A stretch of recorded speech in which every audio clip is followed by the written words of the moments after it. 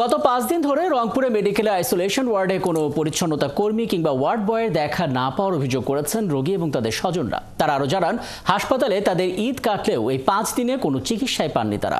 রোগীদের অভিযোগের পরিপ্রেক্ষিতে বৃহস্পতিবার সকালে হাসপাতালের আইসোলেশন ওয়ার্ডে গিয়ে দেখা যায় সেখানে 21 জন রোগী ভর্তি আছে, কিন্তু গত 5 দিন ধরে চিকিৎসক, ওয়ার্ড বয় কিংবা পরিচ্ছন্নতা কর্মীরা কেউই সেখানে আসেনি।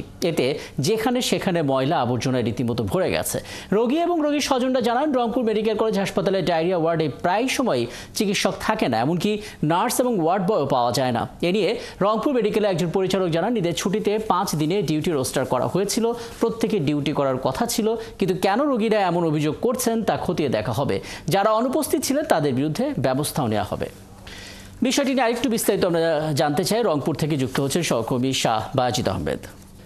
বাজিদ, নিশ্চয় আপনি আমাকে শুনতে পাচ্ছেন, একটু জানাবেন আসলে রোগী এবং স্বজনদের অভিযোগ আসলে কতখানি আমলে নিল হাসপাতাল কর্তৃপক্ষ, পরিস্থিতির কোনো পরিবর্তন হয়েছে কিনা? অনেকটা সময় তো গড়িয়েছে।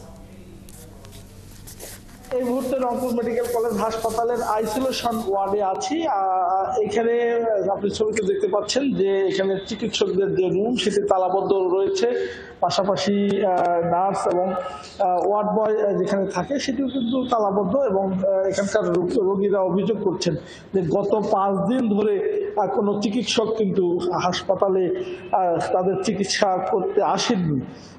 আপনি জানেন যে এটি গুরুত্বপূর্ণ একটি সেন্সিটিভ ওয়ার্ড এবং সংরক্ষিত এবং সংক্রমিত ওয়ার্ড। এই ওয়ার্ডটি গুরুত্বপূর্ণ মূল ভবনের বাহিরে একটু বাহিরে হওয়ার কারণে এখানে চিকিৎসক, নার্স এবং ওয়ার্ড বয় যারা আছেন তারা বরাবরই অনীহা থাকেন, এখানে আসতে চান না। গত 5 দিন ঈদের ছুটিতে কোনো ধরনের কিন্তু যে চিকিৎসক তারা কিন্তু নাই।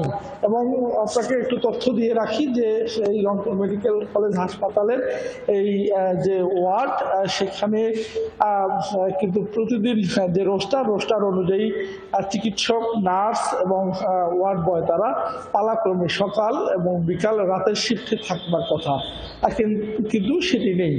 এবং এই গুরুত্বপূর্ণ সংক্রমিত ওয়ার্ডের যারা রোগী তারা কিন্তু বিভিন্ন ক্লিনিক, ডায়াগনস্টিক সেন্টারে গিয়ে পরীক্ষা নিরীক্ষা করাচ্ছেন, অন্য চিকিৎসকের পরামর্শ নিচ্ছেন। যদিও ঈদ তাদের কেটেছে হাসপাতালে, সরকারি হাসপাতালে ভর্তি থেকেও তারা সেবা পাচ্ছে না। এটি নিয়ে রোগীর স্বজন এবং রোগীরা চরম ক্ষুব্ধ এবং হতাশ। এবং এটি নিয়ে আমরা এখানকার যে হাসপাতাল কর্তৃপক্ষ তাদের সাথে কথা বলেছি, তারা বিষয়টি বলছেন যে তারা দেখবেন এবং বিধি অনুযায়ী ব্যবস্থা নেবেন। একইভাবে রংপুর মেডিকেল কলেজ হাসপাতালের প্রতিটি ওয়ার্ডেই কিন্তু 2-3 গুণ রোগী আছে। এবং এই ঈদের সময়টায় দেখা যায় যে চিকিৎসক, নার্স এবং ওয়ার্ড বয় যারা আছেন তারা কিন্তু তাদের দায়িত্ব পালন করেন না। এবং বরাবরই সরকারি হাসপাতালগুলো যেখানে রোগীরা ভর্তি হন এবং সেখানে উপেক্ষিত থাকেন, কারণ বিকালের পর অর্থাৎ সকাল থেকে দুপুরের পর্যন্ত চিকিৎসক থাকলেও দুপুরের পর থেকে রাত পর্যন্ত কিন্তু চিকিৎসক থাকেন না। এবং সেখানে যারা ইন্টার্নি চিকিৎসক তাদের উপরে নির্ভর করতে হয়।